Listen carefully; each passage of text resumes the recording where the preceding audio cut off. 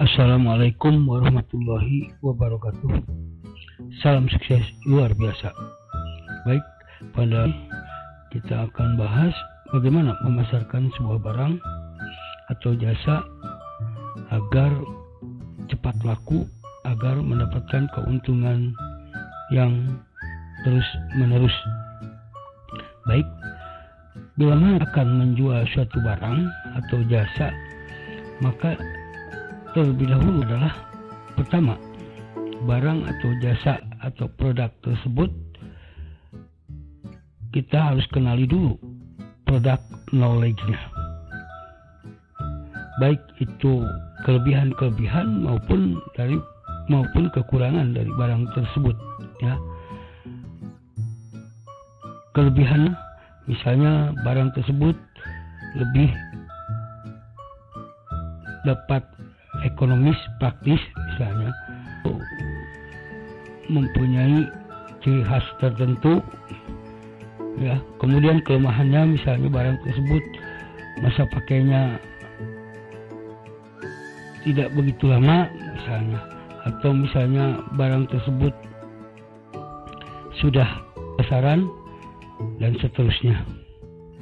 Nah, setelah kita tahu kelebihan dan kekurangan dari barang tersebut, maka yang harus kita perhatikan juga adalah bagaimana kita mengeksplor kelebihan-kelebihan barang tersebut, ya, sehingga menarik minat konsumen, ya. Dalam menjelaskan kita nanti tahu menggiring konsumen agar lebih memperhatikan kelebihan-kelebihan yang dimiliki dari barang atau produk tersebut. Nah, kemudian bila mana konsumen atau calon konsumen yang pengetahuan kita atau tanpa sepengetahuan kita, ya, tahu akan kelemahannya dari satu produk, barang atau jasa yang kita jual, maka bila mana suatu hari ada komplain, ada keluhan dari pelanggan, maka kita komplain atau keluhan itu dengan terlebih dahulu jangan kita berdebat, tapi kita dengarkan dulu keluhan atau komplain tersebut, baru dari situlah kita upayakan untuk mengatasinya atau solusinya. Itu yang pertama. Kemudian yang kedua, setelah kita tahu produk atau barang dan jasa tersebut, produk knowledge-nya, kemudian kita inventarisir, ya, kita buat daftar nama, alamat, ya, kemudian nomor telepon, nomor HP, WA dan seterusnya, ya, media sosialnya, kan begitu. Baru saat itu kita kontak, kita hubungi, berikan perkenalan, dan jangan lupa, jangan dulu menjelaskan produk atau jasa tersebut, tapi terlebih dahulu buatlah satu pengantar, buatlah satu pendahuluan, ya, yang jangan dulu mengarah kepada penjualan produk, tetapi secara lebih baik dulu lah, supaya menjadi lebih dekat, menjadi lebih akrab gitu. Baru setelah itu ada peluang, ya, kita jual produk, kita tawarkan produk, kita konsumen untuk lebih tahu barang tersebut, ya. Kemudian dalam cara memperkenalkannya, jangan ke orang, ya. Pertama yang harus kita perhatikan, ya, dalam memperkenalkan suatu produk atau barang itu ke saudara terdekat dulu, keluarga terdekat dulu, kan, tetangga. Dan kita jangan pernah punya rasa gengsi, ya, punya rasa rendah diri, tapi perlu juga rendah hati, ya, bukan rendah diri tapi rendah hati, ya. Jadi kita butuh uang untuk menjual barang atau apa, dengan keuntungan itu hilangkanlah rasa rendah diri, hilangkanlah rasa percaya diri, rasa tidak percaya diri, Tapi terlebih dahulu kita upayakan ya untuk memperkenalkan barang tersebut ya. Tuh. Setelah itu kita inventarisasi nama, alamat, nomor HP atau WA dari calon pelanggan atau konsumen tersebut. Barulah kita inventarisir kembali, kita buat daftar lagi, tulis lagi ya, prioritaskan yang hot prospect terlebih dahulu. Hot prospect itu apa? Hot prospect itu yang kira-kira ya menurut insting kita, menurut analisa kita bahwa mereka akan membeli barang tersebut ya. Kemungkinan besar akan membeli barang tersebut dan usahakan kalaupun misalnya hubungannya melalui telepon atau melalui WA atau melalui media sosial ya,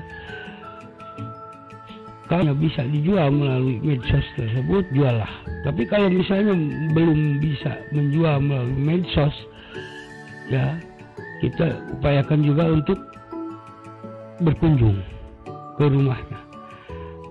Jangan yang jauh-jauh dulu, yang terdekat dulu ya. Kita prioritaskan yang kira-kira akan membeli barang tersebut ya. Nah, itu dengan janji, bertemu dengan janji. Karena kalau bertemu dengan janji, kemungkinan untuk bertemu, kemungkinan untuk bisa menghasilkan penjualan itu akan lebih besar daripada sekedar hanya bertemu dan bertemu saja. Begitu. Terjadi begitu bertemu langsung kepada penjualan barang tadi. Jangan langsung pada penjualan, tapi upayakan dulu lah, basa-basi dulu, baru dari situ arahkan untuk proses penjualan.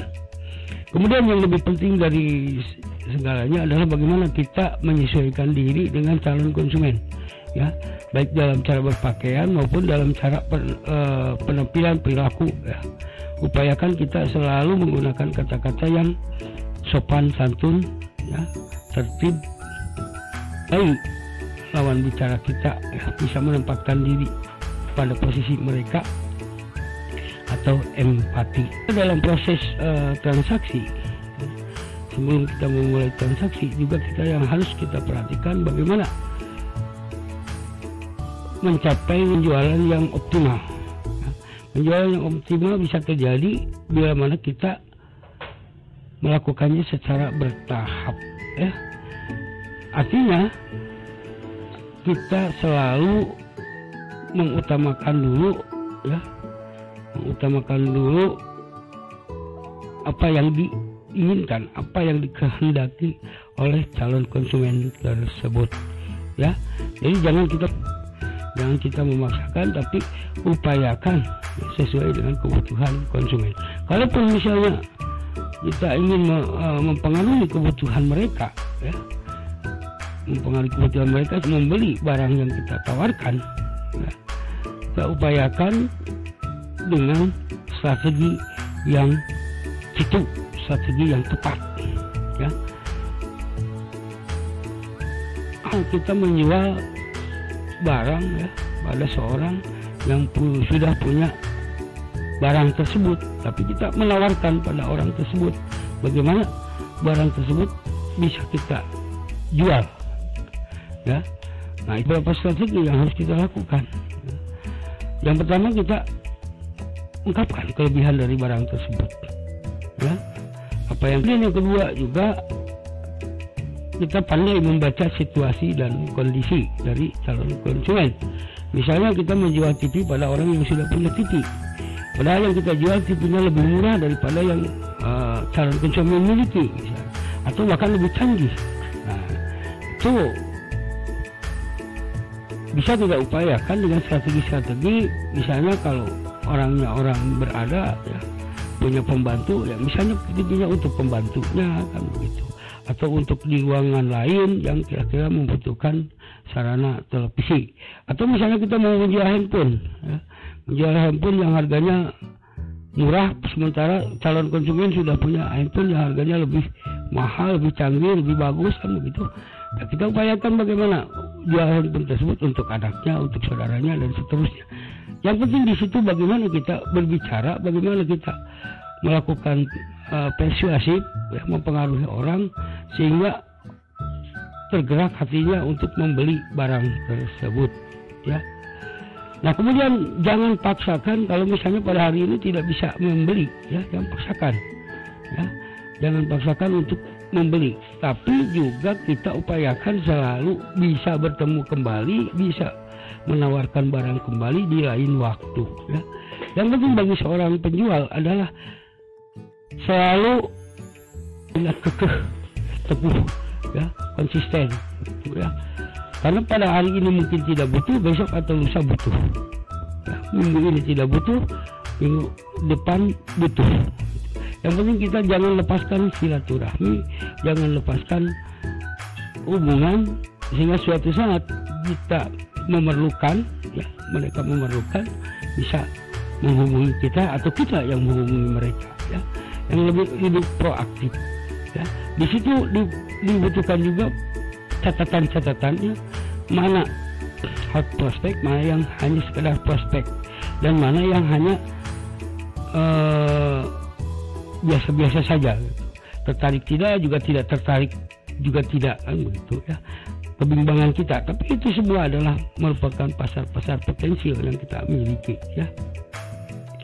Itu. Kemudian juga kalau misalnya seorang calon konsumen membuat janji, ya, konsumen membuat janji baik melalui tulisan di WA maupun kita upayakan selalu ditindaklanjuti, ya, ditindaklanjuti, diupayakan, tanyakan, ya, Pak, sekedar salam dan seterusnya, sehingga dengan itu konsumen akan selalu teringat akan yang kita tawarkan tersebut, ya. Itu. Kemudian juga kalau pun kita sudah terjadi transaksi penjualan, ya, apalagi misalnya untuk barang-barang yang membutuhkan after sale service, pelayanan setelah penjualan, ya, misalnya kita menjual sepeda motor, menjual mobil, kan gitu, upayakan itu, ya, diarahkan untuk pelayanan purna jualnya, ya, pelayanan purna jualnya, misalnya untuk servis kemana, kan begitu kalau mobil, ya, untuk servis kemana, kemudian bagaimana layanan servis tersebut, begitu, apa yang harus kita lakukan, ya, yang harus dilakukan oleh konsumen, juga bagaimana bila mana terjadi hal-hal yang tidak diinginkan dan seterusnya. Itu sangat penting untuk mengingatkan kembali konsumen bahwa suatu saat, ya, akan terjadi lagi repeat order atau RO, ya. Bila mana konsumen bisa puas dengan pelayanan kita, tentu konsumen tidak akan lari ke lain hati, selalu teringat kita, ya. Bahkan mungkin saja dari konsumen tersebut kita mendapatkan rezeki yang lain, ya, mendapatkan peluang yang lain untuk menambah penghasilan kita. Demikian, ya. Jadi selalu kita ingat tahapan-tahapannya, bahwa segala sesuatu itu pada dasarnya kita harus punya prinsip menetapkan tujuan, ya, tetapkan tujuan, kemudian buat perencanaan, ya, kemudian setelah dibuat perencanaan, kemudian kita laksanakan dari perencanaan tersebut agar tercapai tujuan, ya, kemudian kita evaluasi kelebihan dan kekurangannya, apa yang sudah kita lakukan, kemudian yang terakhir adalah tindak lanjuti, terus berputar, ya, buat tetapkan lagi tujuan, kemudian kita buat lagi perencanaan, kita laksanakan, kemudian kita evaluasi dan kita tindak lanjuti. Itu yang harus kita lakukan. Mudah-mudahan manfaat. Wallahu muwaffiq ila aqwamit thoriq. Wassalamualaikum warahmatullahi wabarakatuh.